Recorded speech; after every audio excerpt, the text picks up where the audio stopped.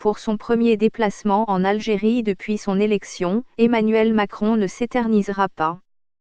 Le président français doit arriver à Alger mercredi 6 décembre en fin de matinée, avant de redécoller le soir même pour le Qatar.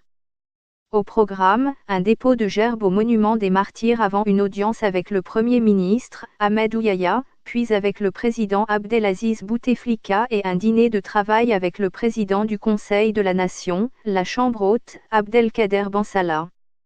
Sont également prévus un déjeuner avec des membres de la société civile algérienne, une rencontre avec la communauté française et une courte déambulation dans la ville.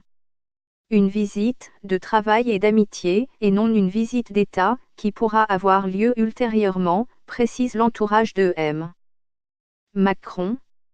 L'objectif du déplacement est de souligner la profondeur et la densité des liens entre l'Algérie et la France, développer les investissements français en Algérie et évoquer les questions de sécurité liées à la région sahélienne et à la Libye, explique-t-on du côté de l'Élysée.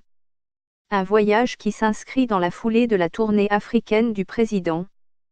Comme en Côte d'Ivoire, au Burkina Faso et au Ghana, il entend insister sur la vision renouvelée des relations entre la France et l'Afrique avec un message tourné vers les nouvelles générations. Malgré une première visite remarquée au roi du Maroc, le grand rival régional de l'Algérie, en juillet, Emmanuel Macron arrivera plutôt en terrain ami. Après les années de présidence de Nicolas Sarkozy, calamiteuses pour les relations franco-algériennes, le mandat de François Hollande avait marqué une période de nette amélioration.